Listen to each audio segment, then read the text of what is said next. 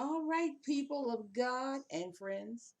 1 Corinthians 11:23 is where we are taking our reading of the for this memorial dinner we're going to partake of in a moment. Communion with God. Communion with God. Remembering the price paid, yes. Remembering why it was paid, yes.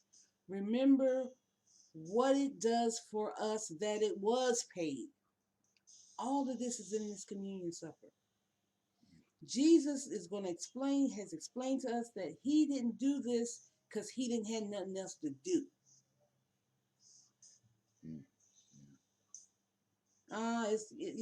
It's a lazy, a slow millennium. Let me go down here and do something. No.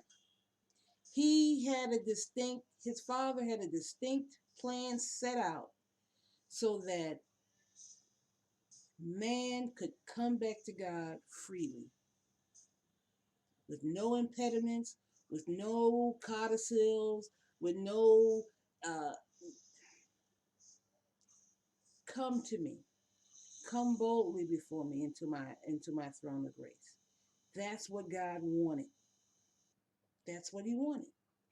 So Jesus is taking the supper, is setting before his apostles and some converts, and he's having this supper with them. For he said, "For I received from the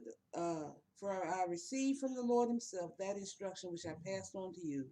This is Paul talking. Mm-hmm. The God they said is hard to understand.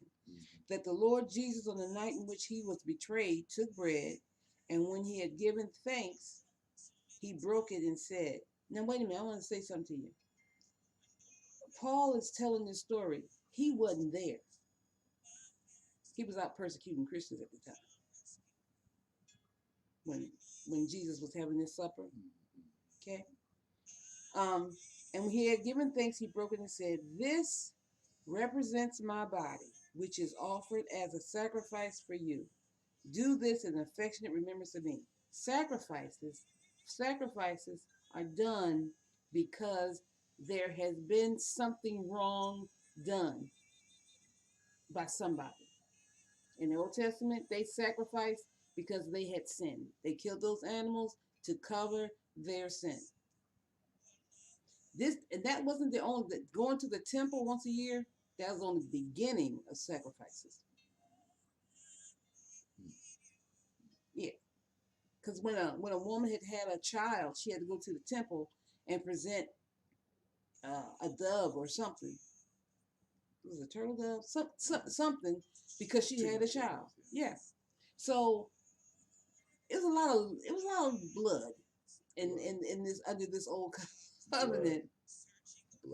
Bloody. It's a bloody thing because that's all they had was was living animals, and they had to meet a certain criteria. They had to be spotless. They couldn't be, if it was a white lamb, it couldn't have no black dots on it. Whatever it was rules, regulations they had to follow to make it a just sacrifice. Jesus was our just sacrifice. He was blameless. He was sinless. He obeyed God always.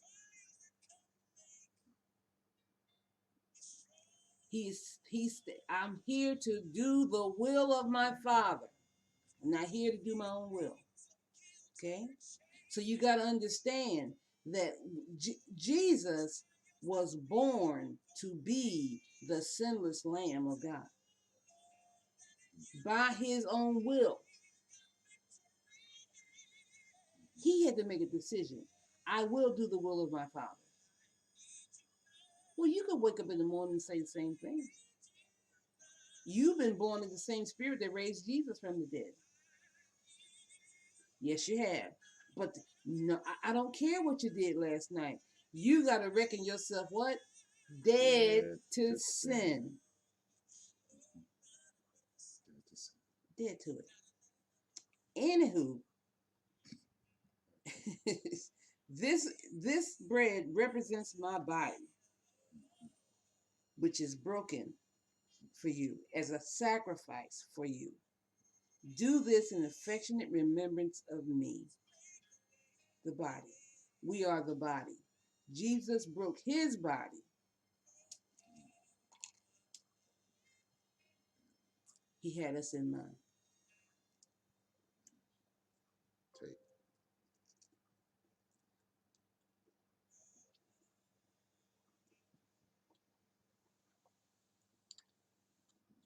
Thank you, Lord.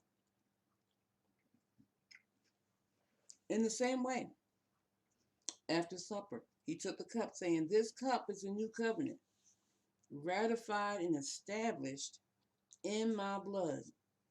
Do this as often as you drink it in affectionate remembrance of me." The blood, the blood, the blood. You just hit the cap off there for me. Okay. The blood of Jesus. Why did it matter? Because we just told you that lamb had to be perfect. It had to be perfect. It had to meet all the requirements that the law said it must meet. Jesus met the requirement. He was a sinless man. His blood had no faults in it. His blood took after his daddy's blood. Remember, he wasn't the son of Joseph. He was the son of God. You know, we have a DNA now. They can tell who the father was based on what? The child's blood. Take a little bit of the child's blood, take a little bit of the father's blood. Got a match. 99.8% that's your kid. The blood of Jesus represents his Father. Holy, righteous, sinless. Amen? Drink ye all of it.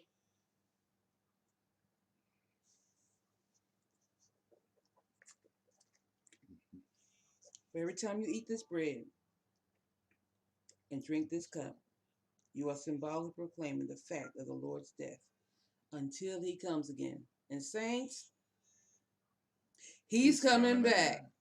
Mm-hmm. He's coming back. Yes, he is. You be ready. Be ready. You be in the light. Walk in the light. He is the Savior. He's the only true and living God. There are many who call themselves God. They don't qualify. This God qualifies. He is the only way to the living God. Yeah, I said only. He is the justifier. He's the glorifier. He's the sanctifier. He is God.